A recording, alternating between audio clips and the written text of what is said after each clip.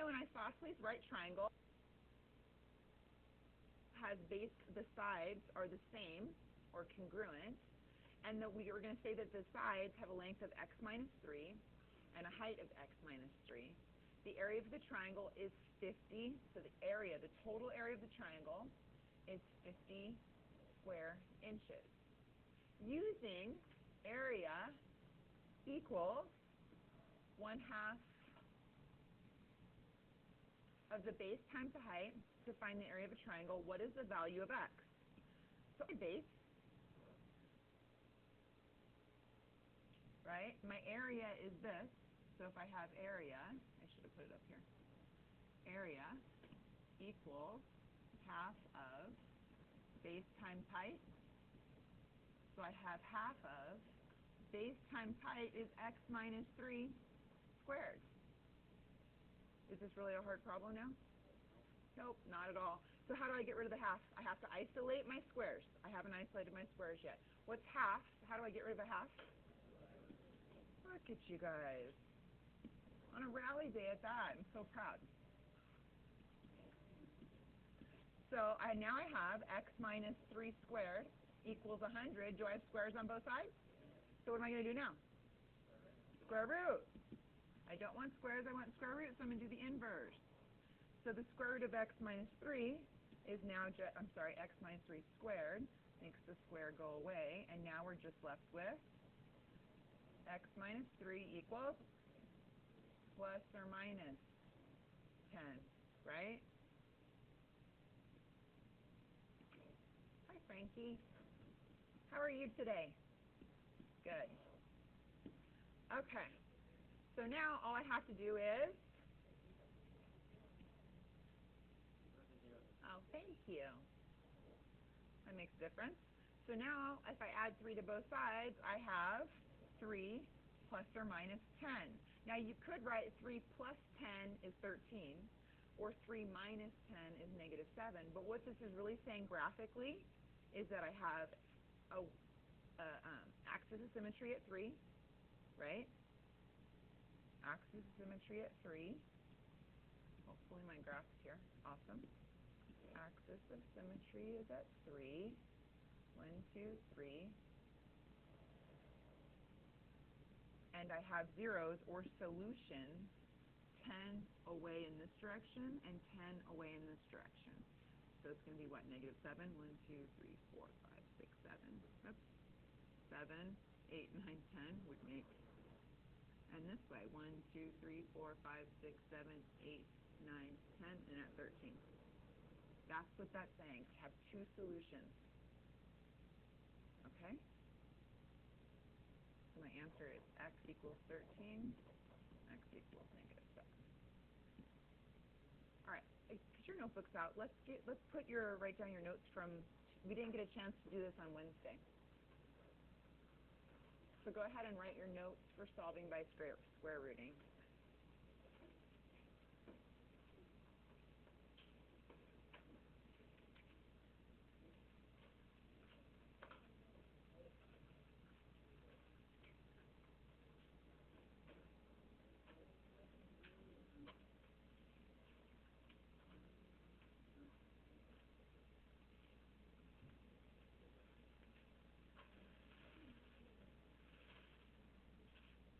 That's her missing today. We're missing Bryce. I didn't write him down.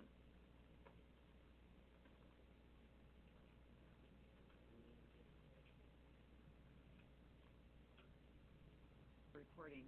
So if we're talking about, it says I need to isolate my squares first. That's my first step.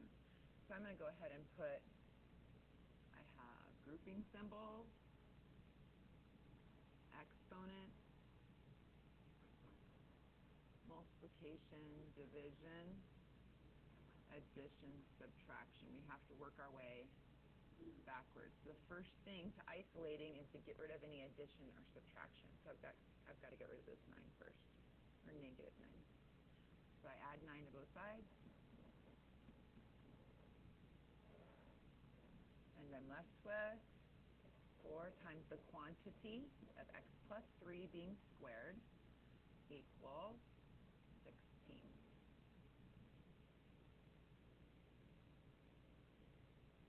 Now at this point, do I have squares isolated? Technically I do. Do you see that? Is this a square? Is this a square? I could take the square root of both sides at this point. Would my life be a little bit easier if I just divided by 4 on both sides? It would. But technically I've already isolated. Okay? Make sense? It's like, do you want to divide it now or do you want to divide it later? It's up to you. I'm going to, right? You divide it now because then we just get rid of it. So I'm going to divide both sides by 4. And I'm left with the square root, the quantity of x plus 3 squared equals 4. Now I technically, officially, have nothing but squares on both sides. So I'm going to take the square root of both sides. And I'm left with, I think I'm going to skip, I should have skipped lines before. It's just huge jump. Bring this down here.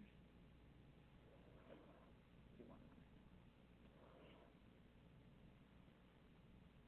Because then I can move. Let me grab everything.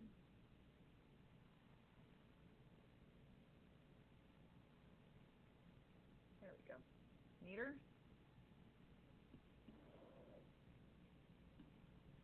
Now I'm left with x plus 3 equals plus or minus square root of 4, which is 2. And then when I subtract 3 from both sides, I'm left with x equals negative 3 plus or minus 2. Andrew, what does this negative 3 stand for in relation to a graph?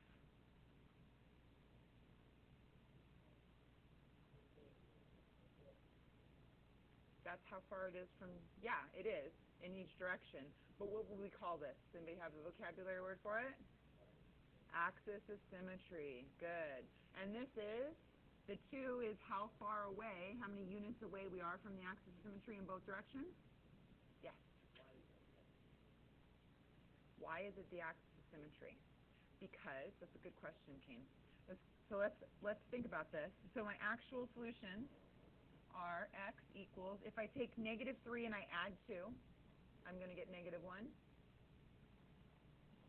And if I take negative 3 and I subtract 2, I'm going to get negative 5. So negative 1 and negative 5.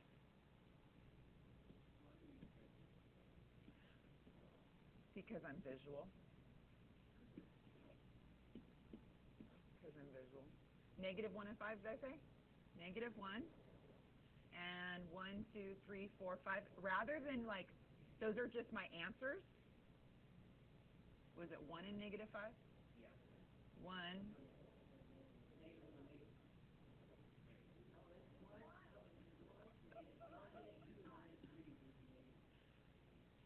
I have negative 3 plus 2 is negative 1. Yeah, negative 1 and negative 5. Thank you.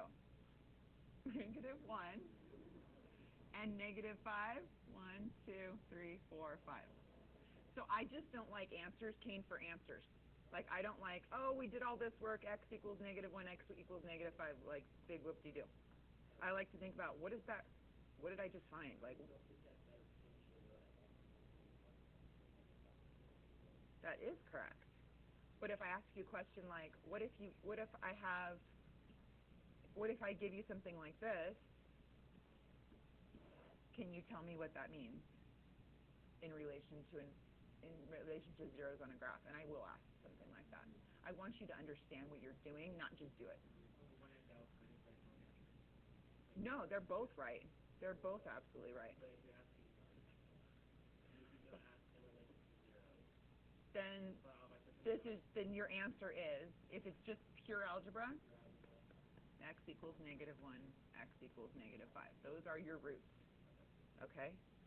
But I could count and see, look at, that means my axis symmetry is at negative 3.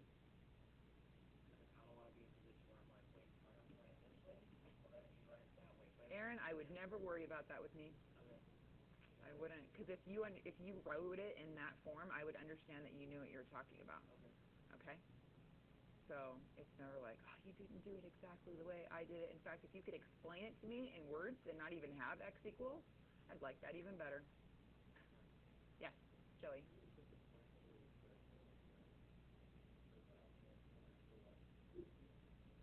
On the y.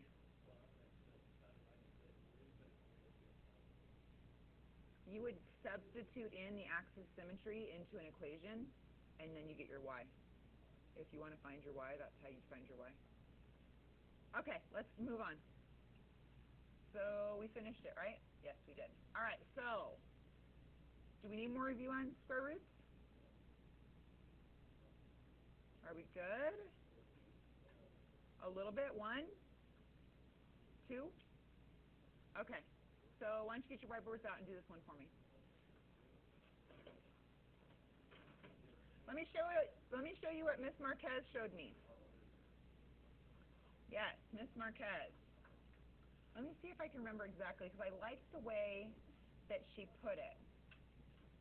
So we have this, we can break up into the square root of 9 times the square root of 2, correct? Right?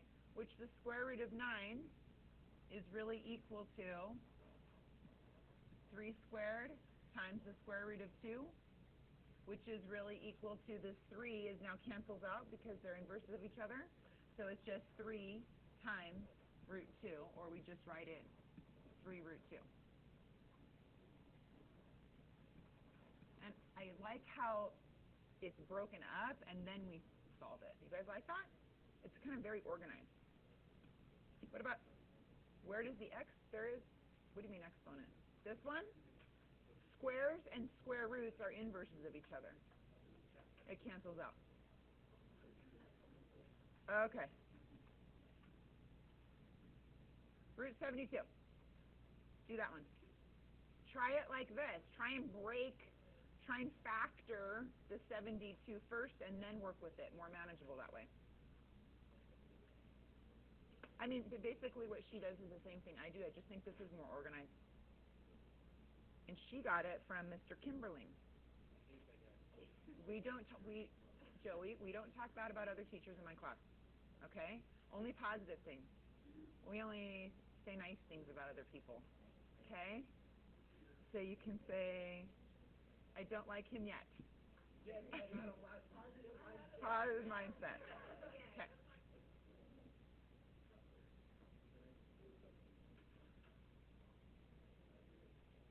How are we doing?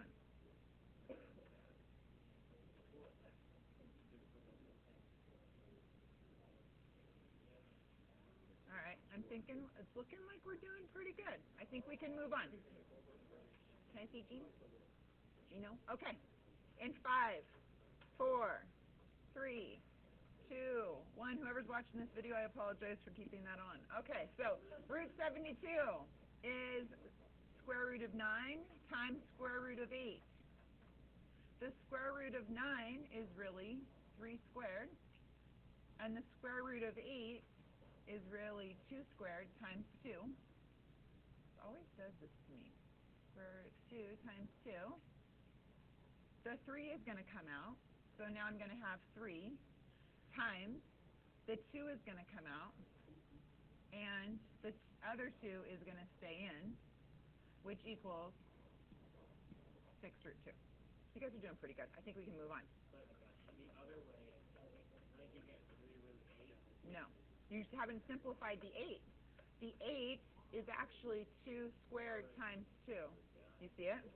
Good job. Wait, but then in that case, You weren't wrong, you just aren't done. But then what do I do with the square root of 9? So I had a 3 right here, right? Yeah. 9. You multiply it by the 2. Right here. So the square root of 9 right here is here. Because all of this is technically all multiplication, right? And as soon as something comes out of the square root, it's still multiplication. Okay. All right. I want to move on to more visual. What are the side lengths of the squares?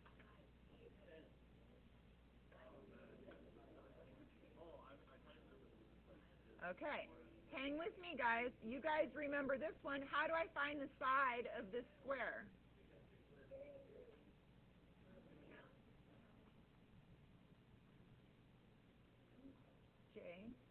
It's supposed to be a visual representation, okay? But I'm trying to get you there. So this would be the square root of 9 times the square root of 9, right? Square root of 9. 3 and 3, which makes 9. And you may say, duh, why is she even doing this? Well, because there's an application to it. Now I've got this one. Do you know what the square root of 15 is? No, you don't. So the square root of, isn't it the same thing? Didn't I find the side of the square, the root of the area? Didn't I find it by square rooting the area? So when am I going to do this? The same thing. I'm going to square root the area. So the sides of this square are the square root of 15. Somebody get a calculator out and tell me what the square root of 15 is.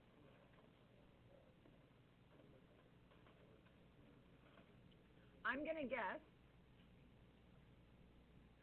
that since this is 3, the sides of this square is 3, what are the sides of this square? 4. I'm going to guess that the square root of 15 is somewhere closer to 4. Exactly. 3 point what? 89. Does that make sense since the only thing missing from this area is one little unit, 1 by 1 unit? So this is how you should start looking at your square root. When you see square root of 15, not only should you be telling yourself that's not a perfect square, but I know that it's in between two squares. It's in between a square that has an area of 16, and it's in between a square that has an area of 9.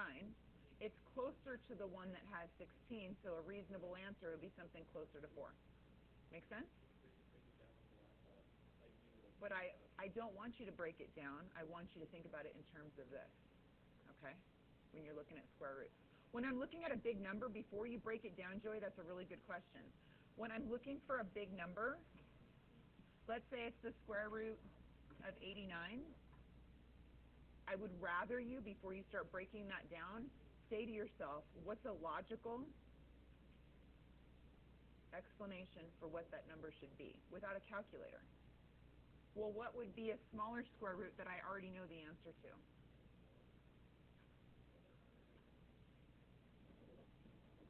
$81. And what would be something that would be bigger? 100. So this must be somewhere between 9 and 10, which it looks like it's pretty darn close. I say it's 9.4. Check it in a calculator. Yeah. How do you use your calculators to do that? Work with your group. There's a square root button. Yes.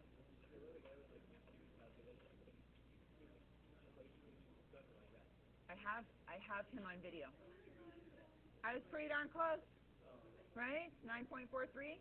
Okay, let's move on. All right, so today, students will be able to, in 5, 4, 3, 2, 1.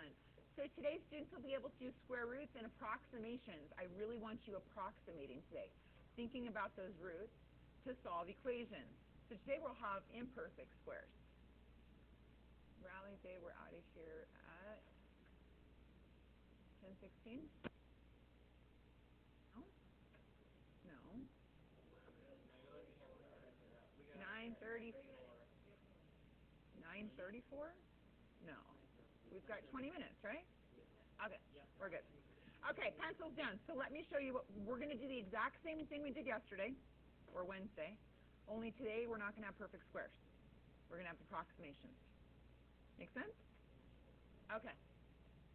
Have you guys ever done, for instance, what's this guy called?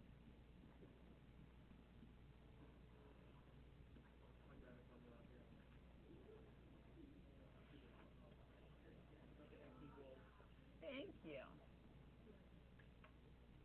Does anybody know what we do that? What do we use this for? To find the roots. To find the roots. Exactly what we've been doing this whole time since we started this unit. That's what we use the quadratic formula for. Guys, And then we normally get answers like this, these crazy answers like -3 plus or minus the square root of 2. We get answers like that. Take a second to look at this, since I've been teaching you about a visual representation. What does this mean? The axis of symmetry is -3, and my roots are going to be root 2 away from it. Now root 2, think about what root 2 is. Root 2 is in between root 1 and root 4, so in between 1 and 2. So I'm going to have an axis of symmetry at -3, and I'm going to have my answers, my solutions, my roots are going to be a little bit over 1 on both sides. So something that you guys looked at so separately and just did it because it's like this long formula that you have to do actually has some great meaning. So today's problems are going to come out looking like that. You don't have to use the quadratic formula today, Joey, but your problems are going to come out looking like that. Yes, Kane? Not necessarily. Not necessarily. I love your question. If I had 4x squared minus 4, isn't that really 4x squared plus 0x minus 4? So isn't this my A, this is my B, and this is my C? You can use the quadratic formula anytime, as long as you've got a quadratic, which is a square. Make sense? Awesome. Okay, let's go back to our actual problem. So solve the equation x squared minus 6 equals 0 using the indicated method. So by graphing it, remember we talked about transformations? No? What's the parent graph of a quadratic? X squared. So it kind of looks like this. Right? So what would x squared minus 6 look like?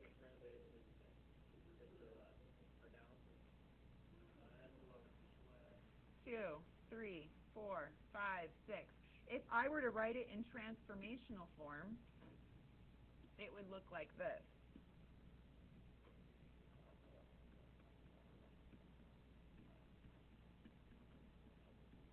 There's no shift on the x-axis, and there's a shift of 6 on the y-axis. Wait, it should be, yeah, because it would be going down 6. Right? Okay. So that's what my graphing should look like. I should be going down 6. We need to start thinking about our transformation. I have a question for you. What if I had a 2 out in front of here? How would that change it? What does multiplying do to something? Okay, think about slope. Makes a steeper slope, right? Steeper makes a rate, and another word for slope is rate of change. So if you increase the rate of change, it's going to make it steeper, right? Wouldn't that make it shoot up faster? And then if I had a rate of change of 1/2, it would make it wider, right? Because it's slower, right? I mean, think about dropping a marble inside of a parabola, right? It's just going to go relatively fast, right? But then if you had it really skinny, it's going to gain speed really quick and go whoosh. But if you had an open one, it's going to go right? That's how you could think of it. Your rate of change is going to, so if it's a fraction, it's getting wider. And if it's something that's greater than 1, it's going to go steeper and steeper and steeper. Okay. I really need you guys, that's my biggest, I guess, quest for this year is for you guys to just really understand mathematics, not just how to calculate things. Appreciate it. Okay, think about jumping. When you jump, are you jumping a minimum or a maximum? A maximum. When you jump, it looks like this. Jumping. I'm not going to jump, right? When you jump, it has a path like this. So when a parabola is upside down, it has a maximum, just like a jump. But a minimum would be here. This would be a minimum. Yes, Payne?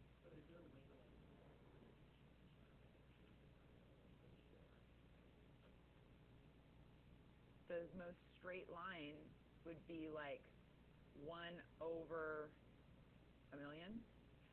right? The closer you get to that it's going to keep going wider, and I'm going to show you a video of that. It's kind of cool. It shows, and then as soon as it goes negative, it goes past the. It's pretty cool. Not many people will appreciate it as much as I will, but okay. So let's go to our square rooting method. So x squared minus 6 equals 0. So our first step is to isolate the squares, right? So I'm going to move the 6 to the other side. So I have x squared equals positive 6. Now I don't have squares on both sides, but at least on one side, it's only squares. So the next step for me to do would be to square root both sides, just like Wednesday's homework. And I'm left with x equals plus or minus root 6. So what's my axis of symmetry? X equals 0 plus or minus root 6. Let's estimate it. How much is root 6? What's something smaller than that that's a perfect square? Root 4, and then something higher would be root 9. So a good estimation would be what? I would say 2.6 would be excellent. 2.6 would be a great success, and it's not because it's the right answer, Aaron. It's not because it's the right answer. It's because I still want you guys to visualize what you're doing. You visualize the graph. We're talking about being at 0 on the axis of symmetry and going out either direction, plus or minus. That's why we have a plus or minus. We're going out from the axis of symmetry in the positive direction and the negative direction. And simplified, this would simply be x equals plus or minus root 6. Aaron, will we get marked off points? No, you don't have to worry about that. Okay, let's try another one, and I'm going to get you your homework. Here's another one. All right, so what should be my first step? What's going to be underneath here? Isolate the squares. Good. I'm glad you wrote the steps. So I have 4x squared. Wow. 4x squared equals 45. Have we isolated the squares yet? Now technically, I could divide 4 by both sides. Why would I not want to? You could. 4 doesn't go into 45. I could keep it with this because it is a square, right? But you're going to get the same answer no matter what you do. So don't worry about what you're doing. As long as you have squares on one side, you're good. I'm going to take the square root of both sides.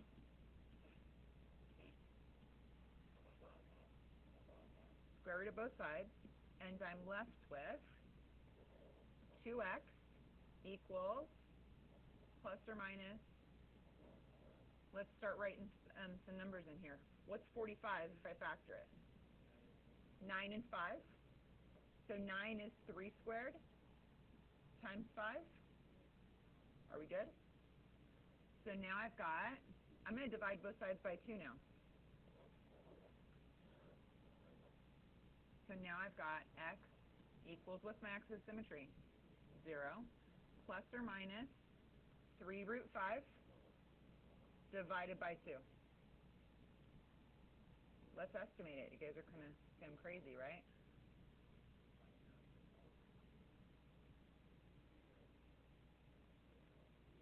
I could, but 0 over 2 is just 0. I will. Later on, I will put both of them over 2. Okay, so let's estimate that. What is 3 root? Okay, let's think about it. What is root 5? What two roots is it between? 4 and 9. So let's estimate it. I'm going to say 2.2 because it's like really close to 5, right? So 2.2. So what is this saying? So this is root 5. 2.2 multiplied by 3 is 6.6. Multiply it by 3. Now we have 6.6, and what are we going to do with it? Divide it by what? 2. 3.3? So that's just an estimation. This is my actual answer. X equals plus or minus 3 root 5 divided by 2. Is that our 7-minute bell? Yeah. Okay. Let me pass this out. You guys can have me do whichever one you want. We'll work on it for the next 7 minutes. Not unless it's colored. I want it colored. You already colored it? Yay. Why don't you guys turn it in on Monday? Yeah? I have it. Okay, good. All right, you guys are so eager for your extra credit.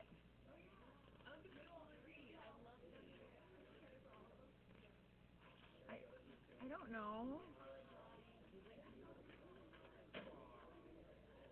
I think you guys are overestimating how much extra credit you're actually going to get for them. It's not like it's going to replace a test grade because you colored a Halloween. Everything does help. You're right, Cameron. Yes, Christiana. Yes, ma'am. Because there's nothing there. There's no axis of symmetry. Wait, I want to answer that. Christiana asked, how did I get a 0? That's such a good question. It just came out of nowhere. I like things like this. 4. Isn't 4 really 0 plus 4? Yep.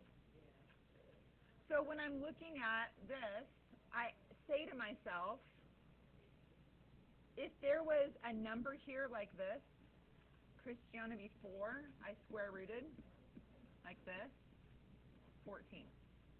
As soon as I take the square root of both sides, that's where I get that plus or minus 14, right?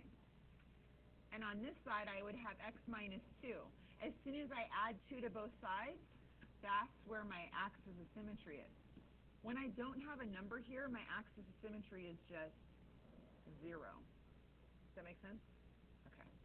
Good questions. You guys are awesome.